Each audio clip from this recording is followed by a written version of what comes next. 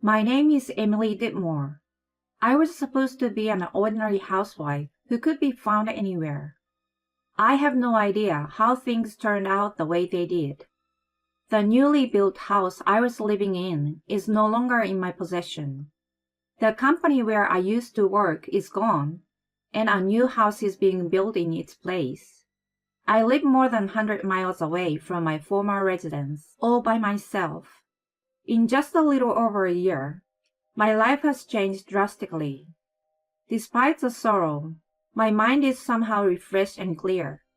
Something tumultuous happened in my life.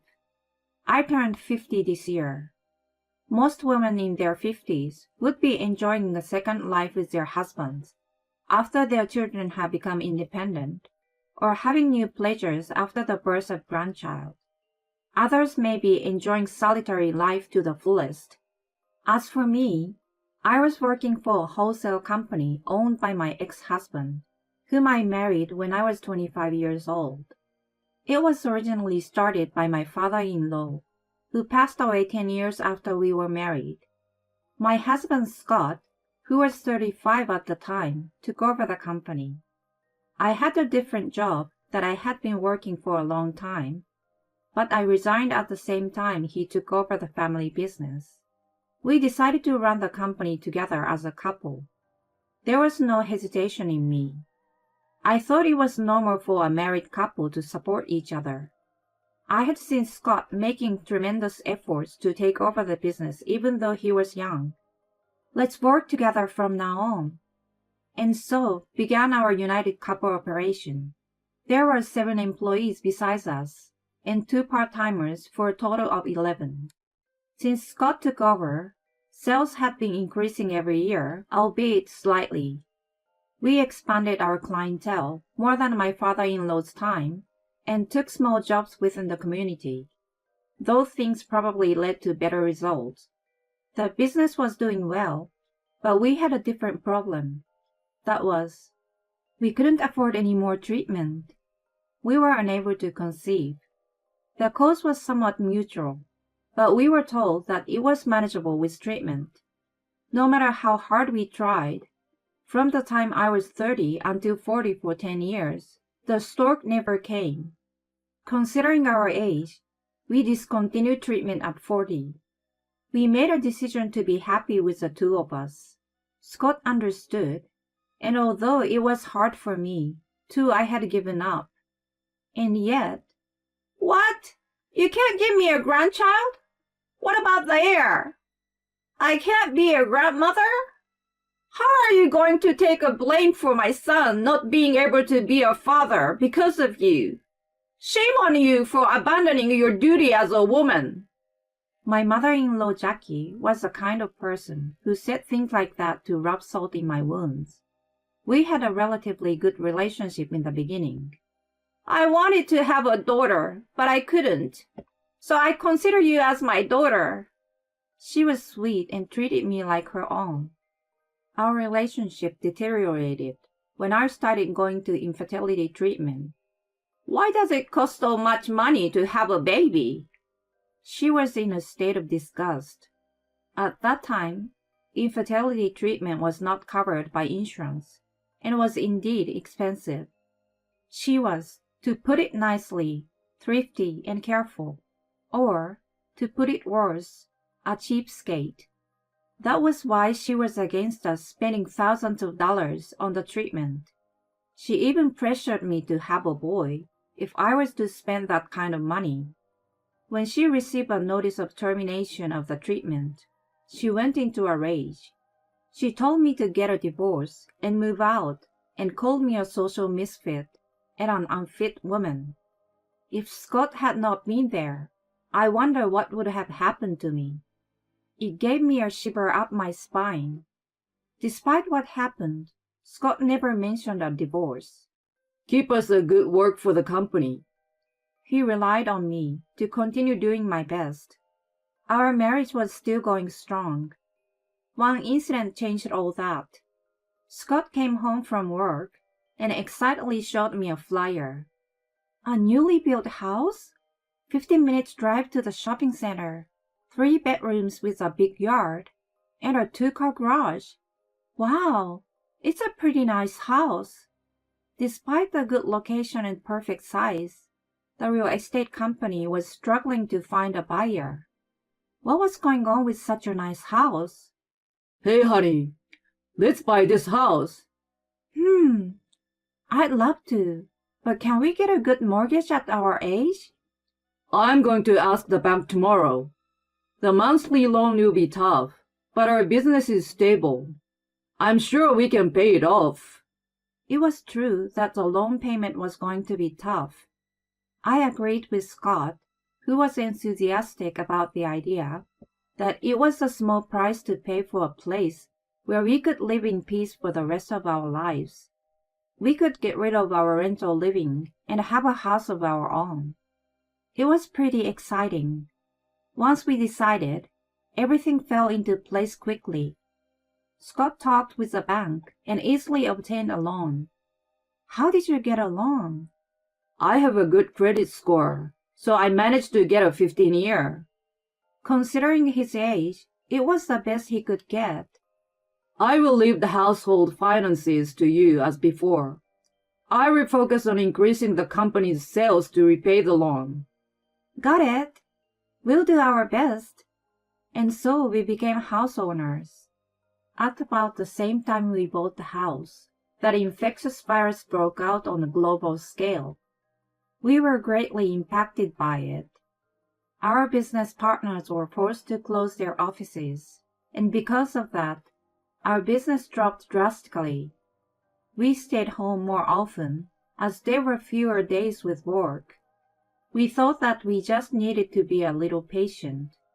We discussed how we would go through this, but then one day, Emily, open the door.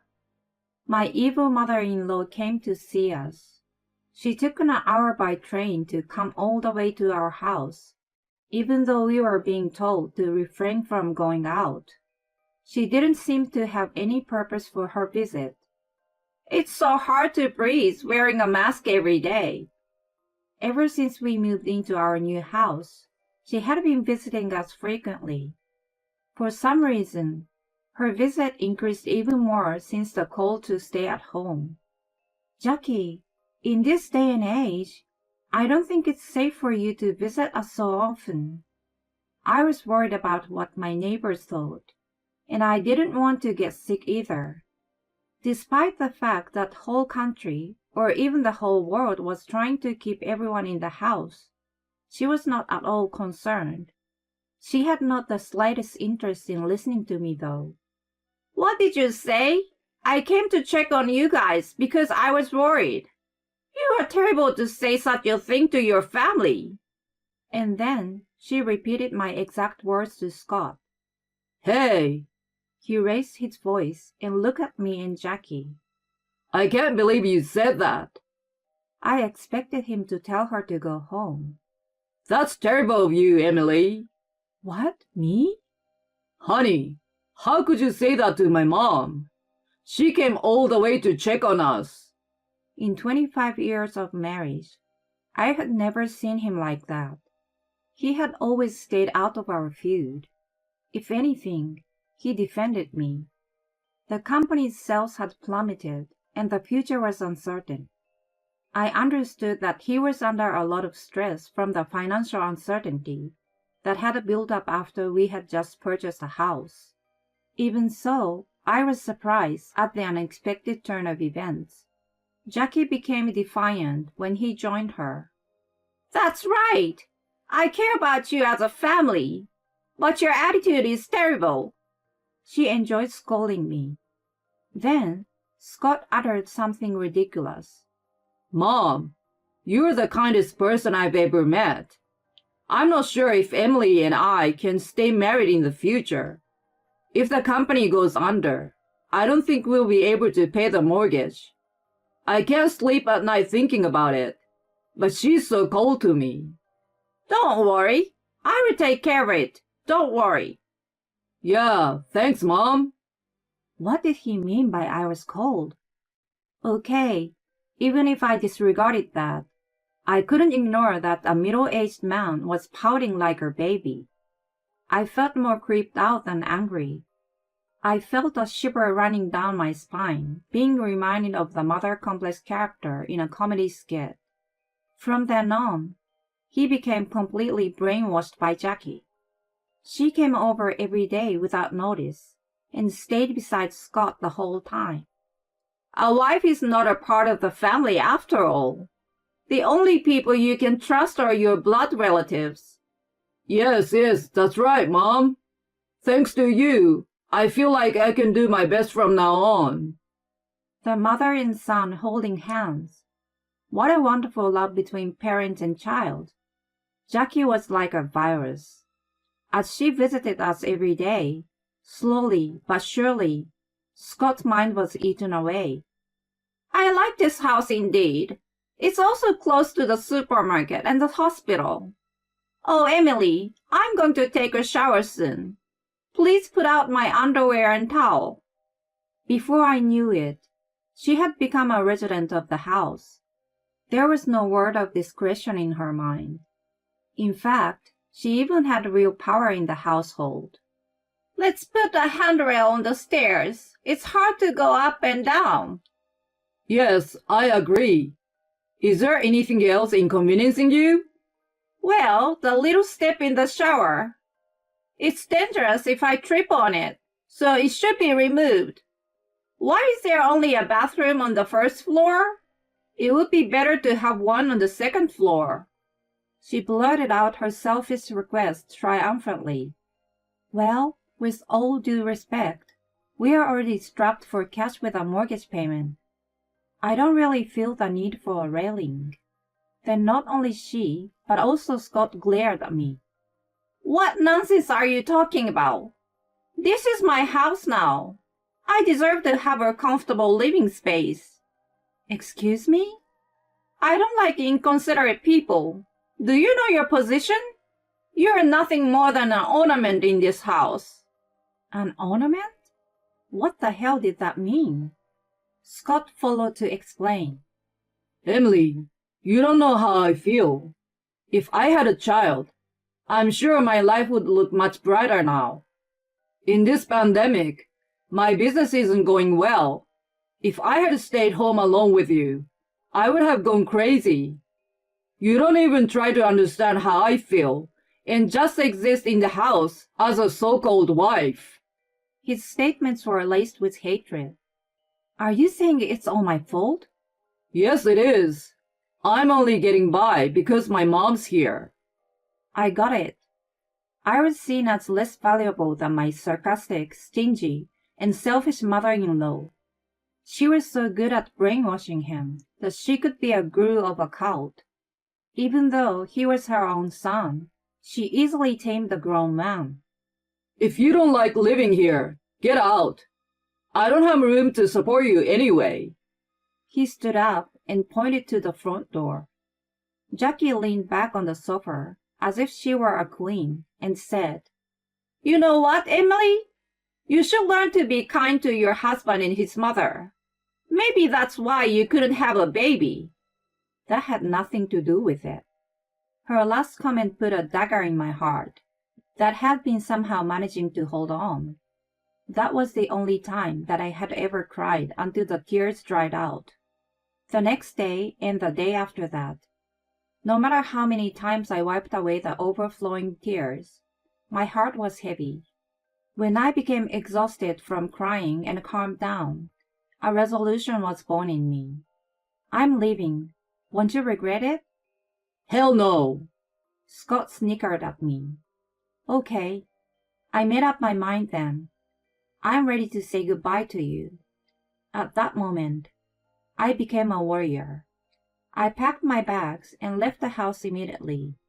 I will never work at your company again. Jackie was at the door to see me off. Don't ever come back. Here's a parting gift. I checked the contents of the manila envelope and struck a gut-punching pose in my mind. I nodded slightly to her in a graceful manner and left the place. I had kept my savings from my single days, an inheritance of my parents, who had passed away 10 years before. I was able to get a place to live and took time to think about what to do next. Just a few months after I left. Hey, what have you done? What are you talking about? Scott came to me in a panic. I grinned in my mind. He must have regretted his decision. If he hadn't teamed up with his mother to neglect his wife, none of that would have happened.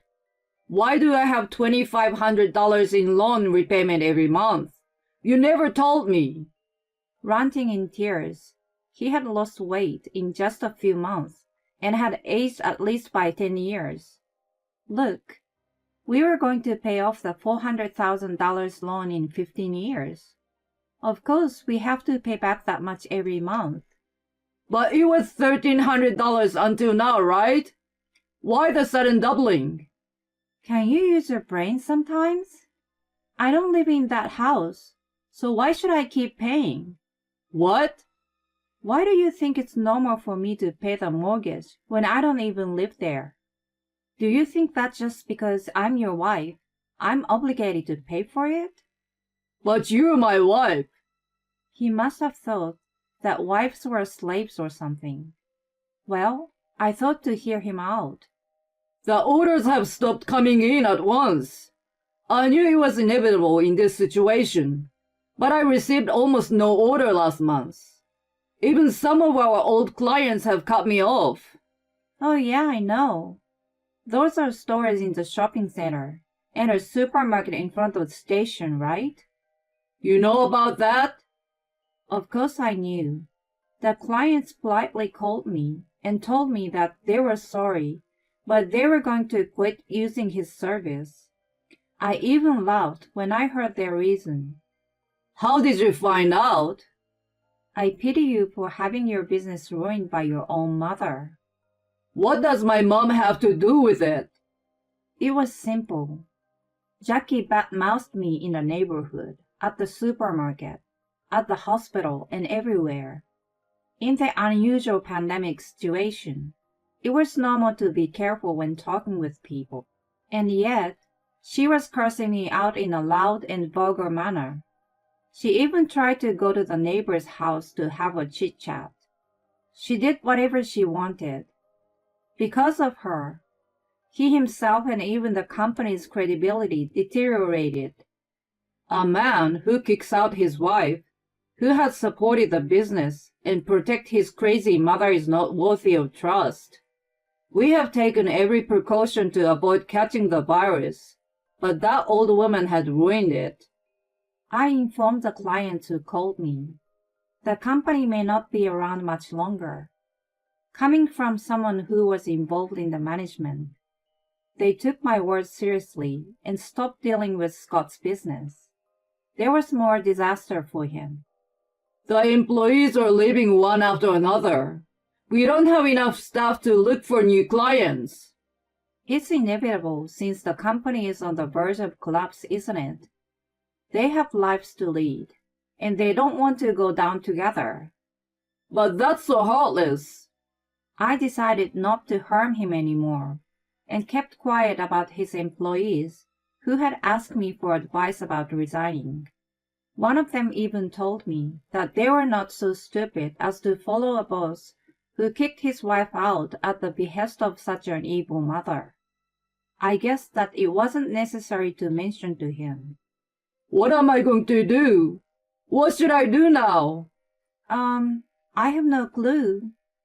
I didn't do anything wrong, but somehow things are getting worse. Why is that? Well, if you didn't do anything wrong, why can't things work out? I repeated back his words, and he grew impatient and angry.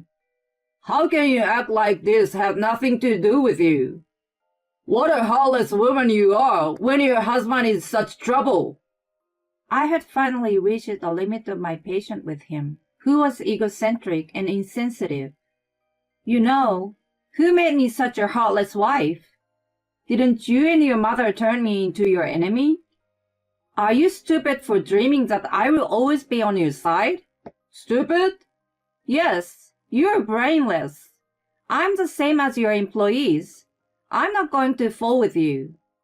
Then I showed him something I had been keeping for a long time. I'm finally going to file this. It was a petition for divorce Jackie had given me as a parting gift. How did you get that? Your mother gave it to me. I really appreciate her for this one. She gave me an ace in the hole.